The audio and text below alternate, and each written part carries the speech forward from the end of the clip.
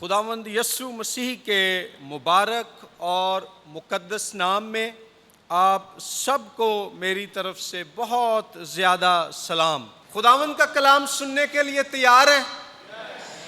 آئیں اس سے پہلے کہ ہم خدا کے کلام مقدس، الہامی، لا تبدیل، معتبر، لا خطا اور ازلی و ابدی کلام کو پڑھیں، ہم یسوع مسیح کے نام میں اپنے قادر مطلق خدا کی ستائش میں ہیلیلویا کا ایک نعرہ لگائیں گے، اس کے بعد تالیاں بجائیں گے اور پھر کلام کی طرف آئیں گے۔ یونانی عبرانی زبان میں جو لفظ ہیلیلویا ہے یہ دو الفاظ کا مرکب ہے۔ ہلل کا مطلب ہے تعریف، اور یا جو ہے یہ لفظ یہوہ کی مختصر شکل ہے۔ مثلا چھوٹی ایک میں مثال دیتا ہوں، میرے بیٹے کا نام ابراہم ہے تو ہم اسے گھر میں اے بی کہتے ہیں۔ کسی کا نام اگر تھامس ہو تو لوگ کئی دفعہ اس کو ٹام کہتے ہیں۔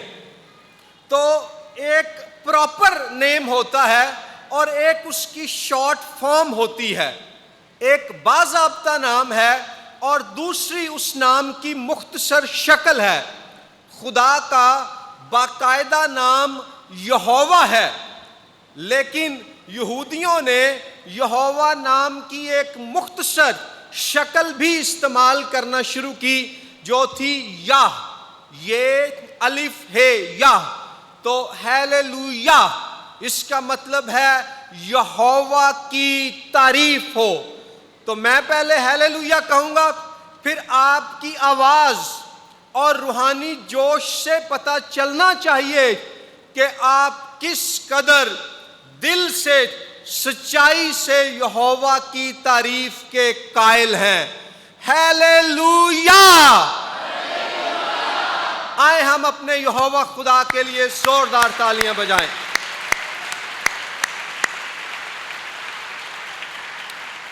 میرے ساتھ کھولیے عہد عتیق یعنی پرانے عہد نامے میں سے زبور نمبر 137۔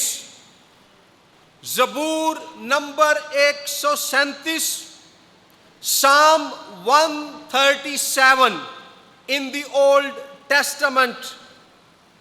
یہ بابل کی اسیری میں گرفتار اسرائیلیوں کا نوحہ ہے۔ A Psalm of Lament، نوحائی زبور، ماتمی زبور۔ پورا زبور ہم پڑھیں گے، اس کی 9 آیات ہیں۔ زبور نمبر 137 کلام اقدس میں یوں مرقوم ہے: ہم بابل کی ندیوں پر بیٹھے اور سیون کو یاد کر کے روئے، وہاں بید کے درختوں پر ان کے وسط میں ہم نے اپنی ستاروں کو ٹانگ دیا، کیونکہ وہاں ہم کو اسیر کرنے والوں نے گیت گانے کا حکم دیا اور تباہ کرنے والوں نے خوشی کرنے کا، اور کہا سیون کے گیتوں میں سے ہم کو کوئی گیت سناؤ۔ ہم پردیس میں خداوند کا گیت کیسے گائیں؟ اے یروشلیم، اگر میں تجھے بھولوں تو میرا دہنا ہاتھ اپنا ہنر بھول جائے۔ اگر میں تجھے یاد نہ رکھوں، اگر میں یروشلیم کو اپنی بڑی سے بڑی خوشی پر ترجیح نہ دوں تو میری زبان میرے تالو سے چپک جائے۔ اے خداوند، یروشلم کے دن کو بنی ادوم کے خلاف یاد کر، جو کہتے تھے اسے ڈھا دو۔ اے بابل کی بیٹی جو ہلاک ہونے والی ہے، وہ مبارک ہوگا جو تجھے اس سلوک کا جو تو نے ہم سے کیا بدلہ دے۔ وہ مبارک ہوگا جو تیرے بچوں کو لے کر چٹان پر پٹک دے۔ کلام مقدس کے پڑھے، سنے اور سمجھے جانے پر خداوند خدا کی برکت ہو۔ آئے ہم مختصر دعا کریں۔ میرے منہ کا کلام اور میرے دل کا خیال تیرے حضور مقبول ٹھہرے۔ اے میرے خدا، میری چٹان اور میرے فدیہ دینے والے، آمین۔ جیسا کہ میں نے پہلے بیان کیا، زبور نمبر 137 ایک ماتمی زبور ہے۔ It is a psalm of lament۔ یہ ایک نوحائی زبور ہے۔ اس میں خدا کے لوگ یعنی قوم اسرائیل کے ان اسیروں کا نوحہ بیان کیا گیا ہے جو 586 قبل از مسیح میں یروشلم سے گرفتار کر کے اسیر بنا کر غلام بنا کر بابل لے جائے گئے۔ خدا نے اپنے بندے سلیمان کے وسیلے سے ہیکل تعمیر کی۔ ہیکل یہودیوں کے نزدیک وہ مقدس جگہ اور بلڈنگ تھی جہاں ان کی زندہ خدا یہوہ سے ملاقات ہوتی تھی۔ لیکن 586 قبل از مسیح میں 586 BC بیفور کرائسٹ نبوکد نظر بادشاہ نے ملک یہودا پر حملہ کیا۔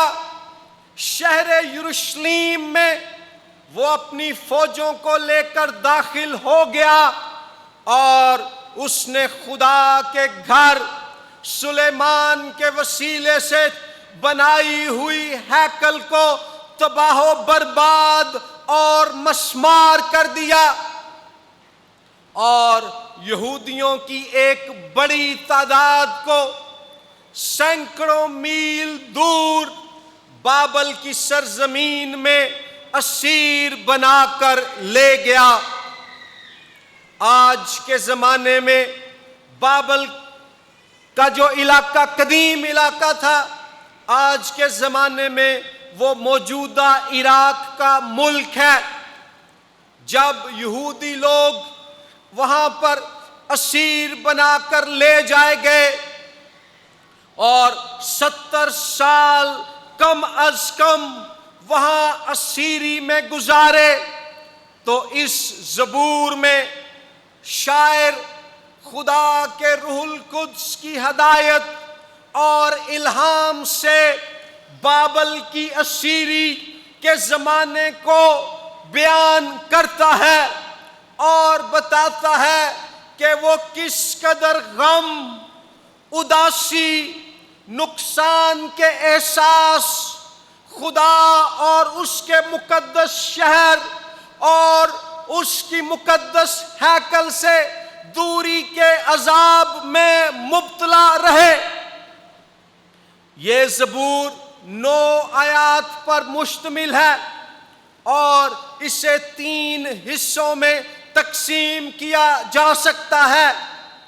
پہلی 4 آیات میں زبور نویس بیان کرتا ہے کہ شہر یروشلم اور ہیکل کی یاد میں وہ بابل کی نہروں اور ندیوں کے کنارے بیٹھ کر آنسو بہاتے تھے۔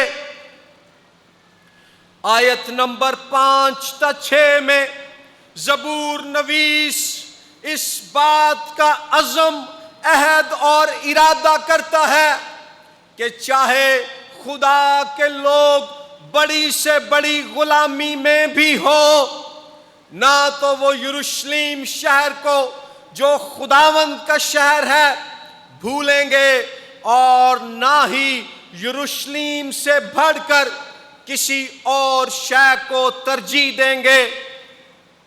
اور پھر 7ویں تا 9ویں آیات میں زبور کے تیسرے حصے میں مصنف ادوم کے خلاف اور بابل کے خلاف دعا کرتا ہے کہ اے خدا، جب انہوں نے تیرے شہر یروشلم کو، تیری مقدس ہیکل کو تباہ کیا ہے اور تیرے لوگوں کو اسیر بنایا ہے، تو تو انصاف کر اور ان سے ہمارا انتقام لے۔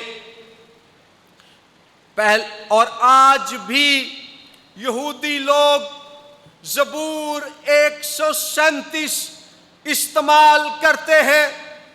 پہلی دفعہ ہیکل 586 قبل از مسیح میں بابلیوں کے ہاتھوں تباہ و برباد اور مسمار ہوئی۔ دوسری مرتبہ ہیکل 70 AD میں 70 عیسوی میں رومیوں کے ہاتھوں برباد کی گئی۔ 586 قبل از مسیح میں بابل کا بادشاہ نبوکد نظر تھا جس نے ہیکل کو برباد کروایا تھا۔ 70 عیسوی میں 70 مسیح میں رومی جرنیل تیتس نے دوسری ہیکل کو تباہ کروایا تھا۔ آج اگر آپ ملک اسرائیل کے شہر یروشلم میں جائیں تو وہاں آپ کو ہیکل کی عمارت نہیں ملے گی، وہاں آپ کو صرف ہیکل کی مغربی دیوار، ویسٹرن وال، وہ صرف ملے گی، باقی ہیکل برباد ہو چکی ہے۔ اور پوری دنیا سے یہودی لوگ اور یہودیوں سے محبت رکھنے والے دیگر لوگ جب یروشلم جاتے ہیں تو وہ ہیکل کی جو بچی ہوئی مغربی دیوار ہے اس کی طرف منہ کر کے دعا کرتے اور خدا کے حضور روتے اور آنسو بہاتے ہیں کہ اے خدا، تو پھر سے اپنی ہیکل کو بحال کر دے۔ مغربی دیوار کا ایک نام ہے دیوار گریہ، یعنی وہ دیوار جس کی جانب اپنے چہرے کا رخ کر کے لوگ گریہ زاری یعنی ماتم کرتے ہیں۔ یہاں جب خدا کے لوگ اسیر ہیں تو مصنف کہتا ہے ہم بابل یعنی موجودہ عراق اس کی ندیوں پر بیٹھے اور سیون کو یاد کر کے روئے۔ بابل کا جو علاقہ تھا وہاں پر دریائے فرات ہے اور وہاں پر بڑا اچھا فصلوں کو سیراب کرنے کا نہری نظام تھا، ندیاں تھیں۔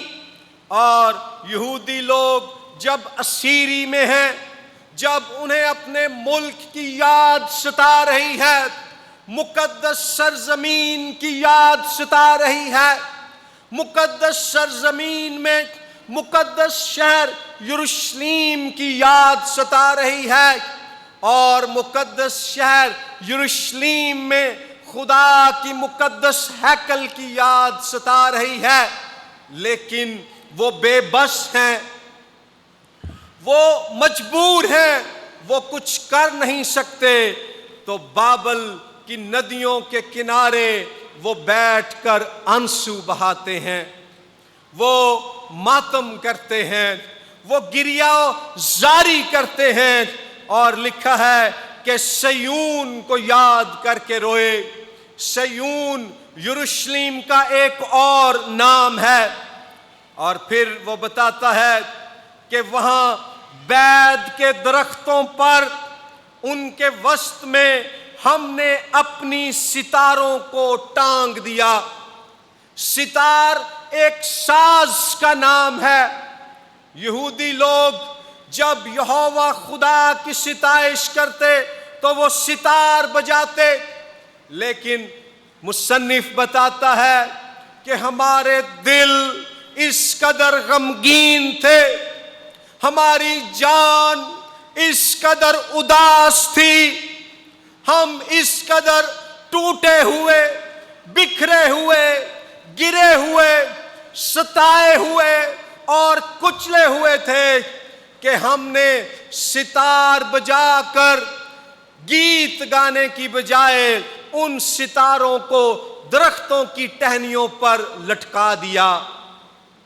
ہم نے اپنے ساز اپنے ہاتھوں سے ان درختوں پر لٹکا دیے، کیونکہ ہماری روح کے اندر شادمانی ختم ہو چکی تھی اور خدا کے حضور گانے کی تحریک جا چکی تھی۔ اور پھر وہ کہتا ہے کہ بابلی ہمیں تانے دیتے اور ہمیں حکم دیتے کہ ہم کو، انہوں نے لکھا ہے وہاں ہم کو اسیر کرنے والوں نے، یعنی بابلیوں نے، نبوکد نظر بادشاہ کے فوجیوں نے، بابل کے ملک اور شہر کے رہائشیوں نے گیت گانے کا حکم دیا۔ تصور کریں کسی شخص کی باطنی حالت، وہ اپنے حالات کی وجہ سے کچلی ہوئی ہے، وہ رو رہی ہے، وہ آنسو بہا رہا ہے، اور انہیں غلام بنانے والے انہیں حکم دیں، مجبور کریں کہ تم گاؤ، جبکہ وہ گانے کی جذباتی، ذہنی، باطنی اور روحانی حالت میں نہیں ہے۔ پھر کہتا ہے کہ ہمارے تباہ کرنے والوں نے کہا کہ خوشی کرنے کا گیت گاؤ۔ صیون یعنی یروشلم کے گیتوں میں سے، یہودا کے گیتوں میں سے کوئی گیت ہم کو سناؤ۔ اور زبور نویس بتاتا ہے ہم پردیس میں خداوند کا گیت کیسے گائیں، ہم کیسے اپنے خدا یہوہ کا گیت گائیں جب ہم یہوہ کے ملک ہی میں نہیں ہیں،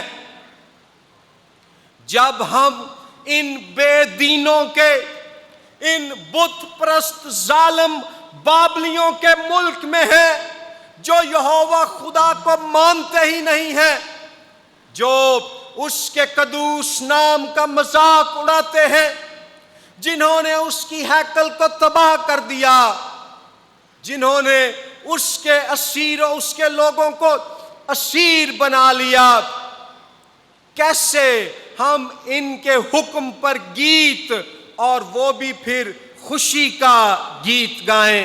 یہاں پر ایک درد ہے، ایک آہ ہے، ایک فریاد ہے، تکلیف ہے، کرب ہے، عذاب ہے، باطنی عذاب ہے، خدا کے وطن، اس کے شہر اور اس کی ہیکل سے دوری کا۔ آج کلیسیا نئے عہد میں آپ لوگ ایف جی اے چرچ، بہار کالونی، لوکل چرچ اور یونیورسل چرچ، مسیح کی عالمگیر کلیسیا، آپ سب لوگ نئے عہد میں یسوع مسیح کے نام میں پاک روح کے وسیلے سے نئے سرے سے پیدا ہونے کے باعث خدا کے لوگ ہیں، اور پرانے عہد کی طرح نئے عہد میں بھی بعض اوقات ہمیں ایسے حالات و واقعات کا سامنا کرنا پڑتا ہے جب ہمیں یہ محسوس ہو کہ اسی بھی پھنس گئے ہیں، اسی بھی اسیر ہو گئے ہیں. You feel stuck, you feel trapped, you feel ensnared. آپ کو لگتا ہے کسی نے مجھے اپنے پھندے میں پھنسا لیا ہے، کسی نے مجھے اپنی گرفت میں لے لیا ہے. کئی دفعہ حالات اننے مشکل ہوندے نے، بندہ اپنے آپ نو کہندا یار کتھے آ کے پھسے ہاں، او کیڑے لوکاں چ پھسے ہاں، او کس طرح دی بیماریاں چ پھسے ہاں. اور دلچسپی کی بات یہ ہے کہ بابل کی اصطلاح بائبل مقدس میں خدا کے دشمن اور اس کے مخالف ہونے کی علامت ہے. پیدائش کی کتاب میں نمرود بادشاہ بابل کا حکمران تھا.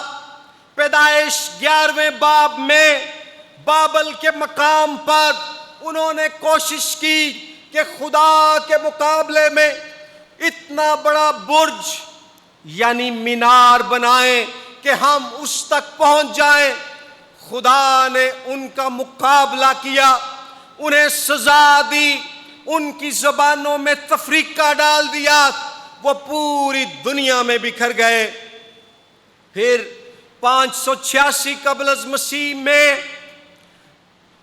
بابل کی سلطنت سے نبوکد نظر بادشاہ نے ہیکل کو تباہ اور یہودیوں کو اسیر بنایا. نئے عہد نامے میں جب رومی سلطنت نے مسیح کی کلیسیا کو ستانا شروع کیا تو پطرس اپنے خط میں رومی سلطنت کے لیے بابل کی اصطلاح استعمال کرتا ہے. وہ کہتا ہے کہ خدا کے لوگ جا بجا بابل میں پھیلے ہوئے ہیں، کیونکہ جیسے پرانے عہد نامے میں بابل کی سلطنت نے اور اس کے حکمران نبوکد نظر بادشاہ نے قوم اسرائیل کی مخالفت کی. پہلی صدی میں رومی سلطنت اور اس کے شہنشاہ کیسر نے کلیسیا کی مخالفت کی.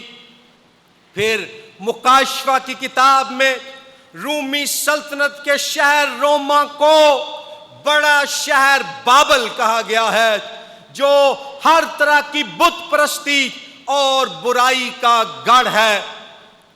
سو قوم اسرائیل کی طرح بعض اوقات ہم بھی محسوس کرتے ہیں کہ ہم بابل میں اسیر ہو گئے ہیں.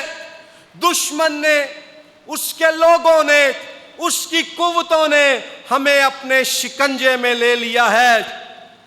لیکن حوصلہ افزائی کی، خوشی کی اور امید کی بات یہ ہے کہ خدا نے قوم اسرائیل کو بابل کی اسیری میں ہمیشہ ہمیشہ کے لیے رہنے نہ دیا، بلکہ اپنے وعدے کے مطابق خدا اپنے لوگوں کو اپنے زور سے شہر یروشلم واپس لے آیا اور دوبارہ ہیکل تعمیر کروا دی.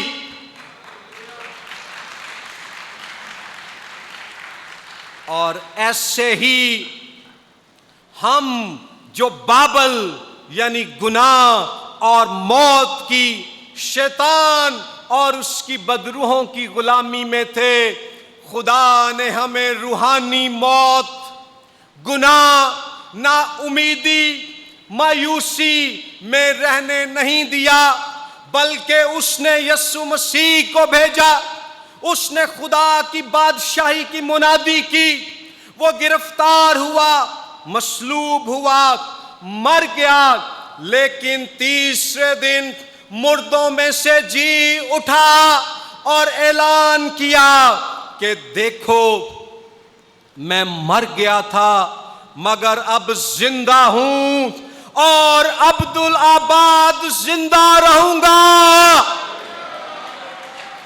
اور چونکہ یسوع مسیح نے بھی بابل یعنی شیطان پر فتح پائی، موت پر فتح پائی، قبر پر فتح پائی، بدروحوں پر فتح پائی، ظالم حکومت پر فتح پائی، دھوکے باز مذہبی لیڈروں پر فتح پائی، تو چونکہ یسوع مسیح زندہ اور فتح مند ہے تو آپ بھی کیسی ہی مشکل میں، بیماری میں، پریشانی میں، غربت میں یا کسی اور تکلیف دہ حالت میں کیوں نہ پھنسے ہوں، یسوع کے نام میں آپ بھی فتح پائیں گے۔ میرے لیے نہیں پر یسوع دے فتح مند ہون لیجئے تالیاں بجانیاں نے تو ذرا کھل کے۔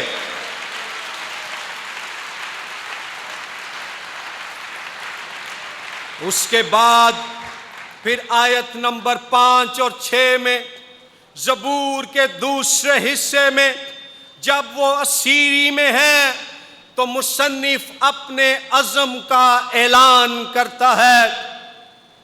وہ ایک زندہ ہے، ساز بجانے والا ہے، ہارمونیم یا گٹار آج کے زمانے کے جو ساز ہیں، اس زمانے میں وہ بربت بجاتے تھے، ستار بجاتے تھے۔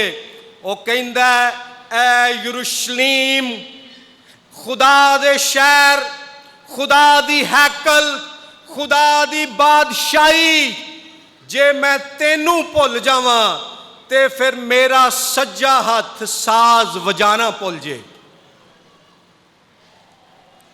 ساز بجانے کی توفیق کون دیتا ہے؟ یہ ہنر کہاں سے آتا ہے؟ خدا کی طرف سے آتا ہے۔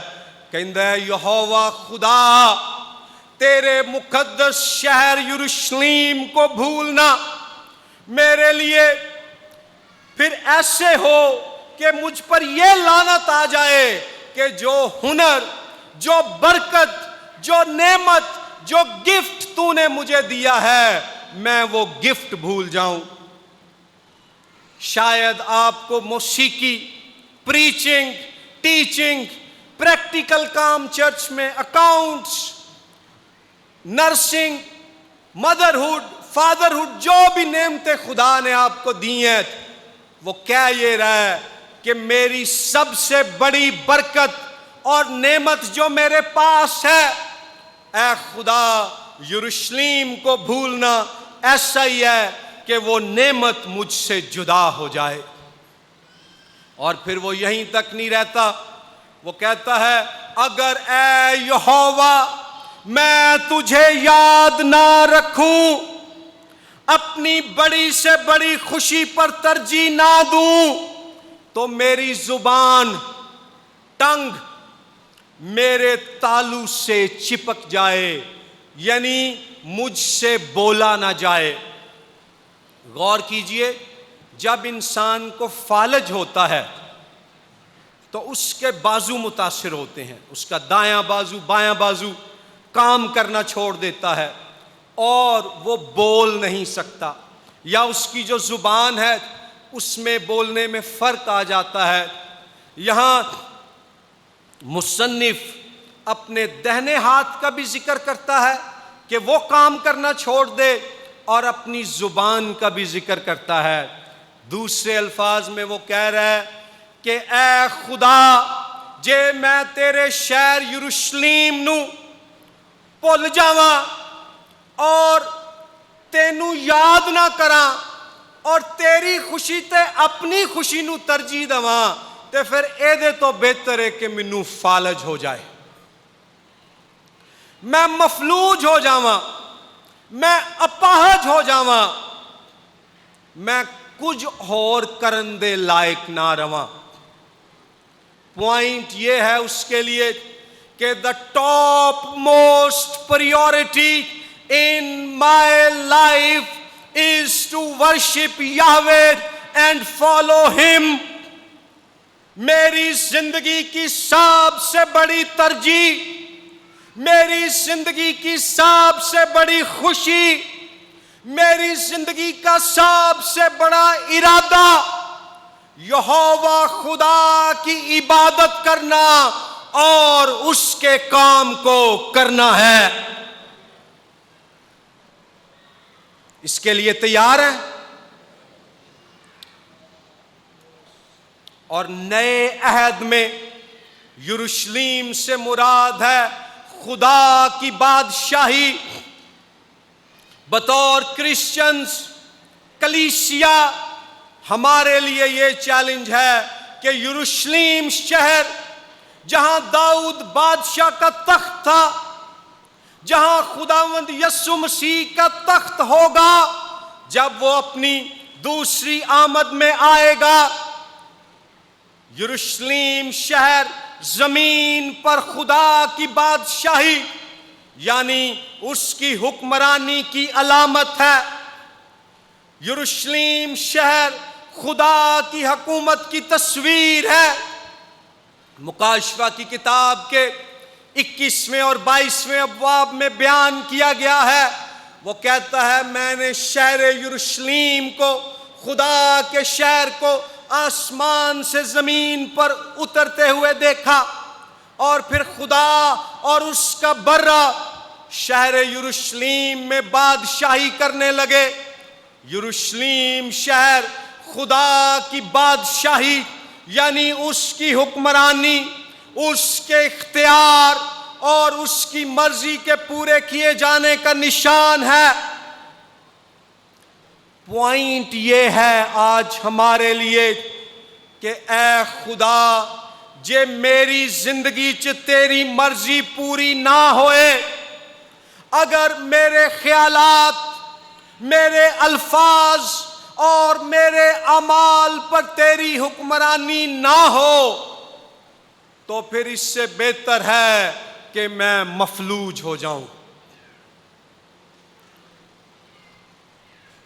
اس قدر خدا اور اس کی بادشاہی سے کمٹمنٹ ہے۔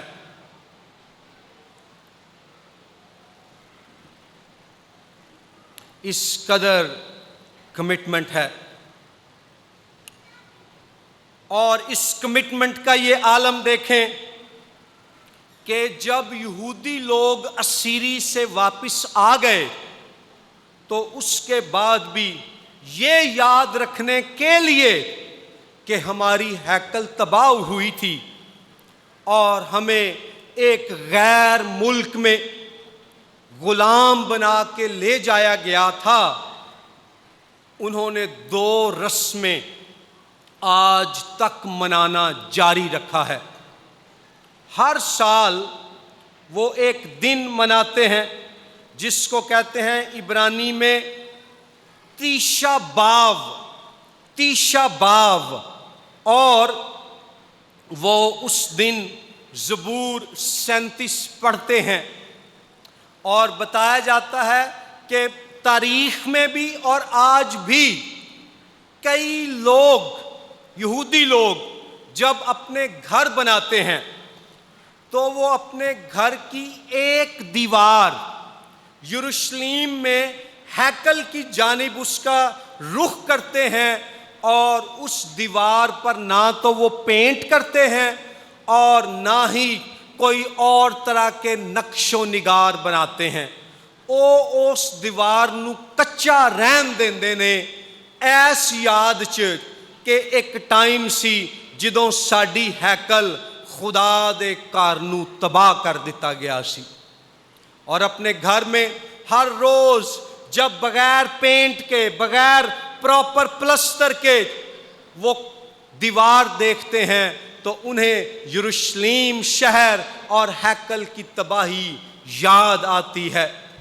پھر ایک اور رسم جو یہودی لوگ آج بھی کرتے ہیں، جب ایک یہودی لڑکے اور لڑکی کی شادی ہوتی ہے تو شادی کا دن تو خوشی کا دن ہوتا ہے، شادی کا دن تو جشن کا دن ہوتا ہے، لیکن شادی کے موقع پر بھی، خوشی اور جشن کے دن بھی، لڑکی اور لڑکا ایک آئینہ لیتے ہیں، شیشہ لیتے ہیں اور اس کو زمین پر پھینکتے ہیں اور اسے توڑتے ہیں۔ شیشے کا توڑنا ان کے نزدیک شہر یروشلم میں ہیکل کے برباد کیے جانے کی یادگار ہے۔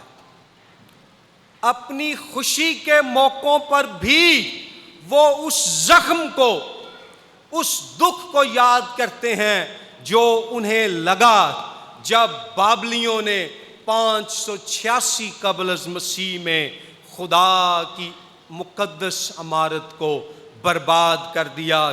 اور دیکھیں یہی بات ہے، وہ کہتا ہے اگر میں یروشلم کو بھولوں میرا سجا ہاتھ اپنا کم بھول جے تے جے میں یروشلم تو ود کے کسے ہور شاید ہی خوشی مناواں میری زبان بند ہو جائے، میرا منہ کم کرنا چھڑ دے۔ کیا ہماری زندگی میں خداوند یسوع مسیح اور اس کی بادشاہی کو ایسی ہی ترجیح حاصل ہے؟ زمین پر خدا کی بادشاہی کا آغاز اس کے مسیحا یسوع مسیح کے وسیلے سے اس کی پہلی آمد میں ہوا۔ یسوع مسیح نے خدا کی بادشاہی کا آغاز کر دیا ہے اور اب ہماری ذمہ داری ہے کہ یسوع کے نام میں ہر روز خدا کو یاد کریں۔ وائز 11:9 سے 12:1 تک لکھا ہے اپنے خالق کو یاد کر اور اس بات کو بھی یاد کر کہ ایک دن تجھے اس کی عدالت میں اس کے سامنے کھڑا ہونا پڑے گا۔ پھر ہمیں خدا کی بادشاہی یعنی یسوع مسیح کے مرنے اور جی اٹھنے کو یاد رکھنا ہے۔ لوکا 24:5-7 آیات میں لکھا ہے کہ جب تیسرا دن آیا یسوع مسیح کو مرے ہوئے تو عورتیں قبر پر گئیں، یسوع سے پیار کرتی تھیں، اس سے وفادار تھیں۔ مرد تو ایک کمرے میں چھپے خوف کا شکار تھے، عورتیں وہاں چلی گئیں، انہوں نے قبر کو خالی دیکھا تو وہ ڈر گئیں، گھبرا گئیں، پریشان ہوئیں، ہمارے خداوند کو کہاں لے گئے؟ تو لکھا ہے فرشتے نے ان سے کہا یاد کرو، یاد کرو، بھولو مت، یروشلم کا بادشاہ یسوع مسیح، اس کی اس بات کو یاد کرو کہ ابن آدم پکڑوایا جائے گا، دکھ اٹھائے گا، مصلوب ہوگا، لیکن تیسرے دن مردوں میں سے جی اٹھے گا۔ یاد کرو، آج ہم بھی، میں بھی، آپ بھی، ہمارے حالات کیسے ہی کیوں نہ ہو، پریشانیاں، مشکلات کی اسیری ہمیں اپنے شکنجے میں بھی پھنسا لے، تو اپنے آپ سے کہیں کہ یاد کرو یسوع کو بھی قبر میں ڈالا گیا لیکن وہ تیسرے دن باہر نکل آیا۔ میں بھی اس اسیری کو توڑ کر، اس بیماری کو شکست دے کر، گناہ کی اس آزمائش پر غالب آ کر، اس بے روزگاری پر فتح پا کر، ان مشکلات پر وکٹری حاصل کر کے باہر نکل آؤں گا، باہر نکل آؤں گی۔ یاد کرو یسوع جی اٹھا ہے۔ اور غلطیوں کے نام خط کے 6 باب میں پولس کہتا ہے خدا نہ کرے کہ میں کسی اور چیز پر فخر کروں سوائے اپنے خداوند یسوع مسیح کی صلیب کے۔ یہودی لوکاں نو یروشلم تے فخر سی تے ساڈے کول تے صرف یروشلم نہیں بلکہ یروشلم دا بادشاہ، بلکہ بادشاہاں دا بادشاہ، خداونداں دا خداوند یسوع مسیح ہے۔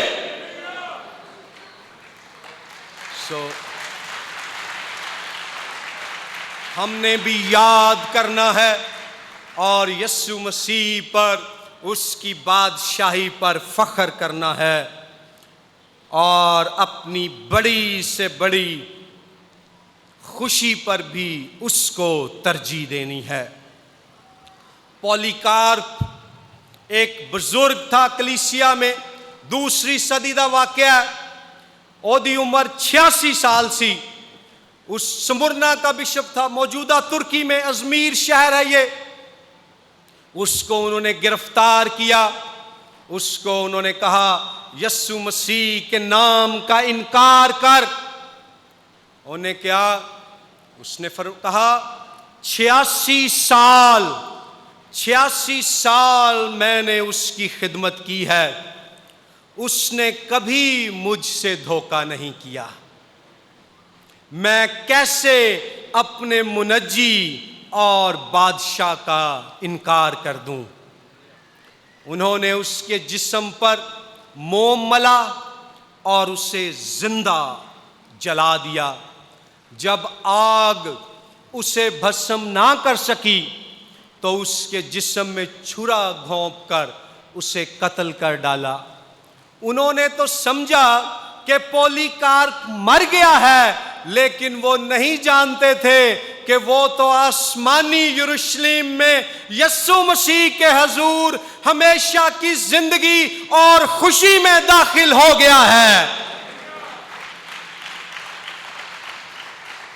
پولیکارپ نے یسوع مسیح، اس کی بادشاہی اور خوشی پر اپنی زندگی سے بھی بڑھ کر اس کو ترجیح دی۔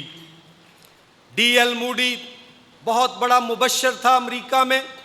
جب وہ مرنے کو تھا، اس نے اپنے شاگردوں سے کہا مجھے پتا ہے بہت لوگ مجھے جانتے ہیں، جب میں مروں گا تو ریڈیو پہ خبر چلے گی ڈی ایل موڈی مر گیا، اخباروں میں چھپے گا ڈی ایل موڈی مر گیا، تم ان کی باتوں کا یقین نہ کرنا، میرا ایمان زندہ یسوع پر ہے جو قبر سے باہر نکل آیا۔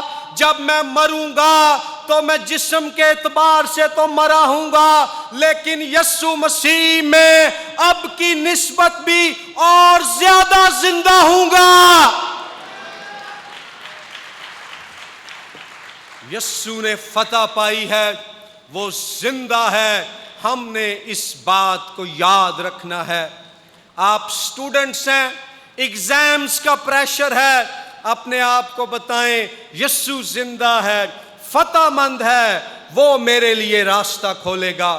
آپ اپنے کریئر کے بارے میں پریشان ہیں، یسوع زندہ ہے، فتح مند ہے، میں اسے یاد رکھوں گی، اسے یاد رکھوں گا۔ بیماری ہے، غربت ہے، گناہ کی آزمائش ہے، کچھ بھی ہے، چونکہ اور یسوع مسیح کس شہر میں مردوں میں سے زندہ ہوا؟ یروشلم شہر میں۔ تو ہم مسیحی کیسے یروشلم کو بھول سکتے ہیں؟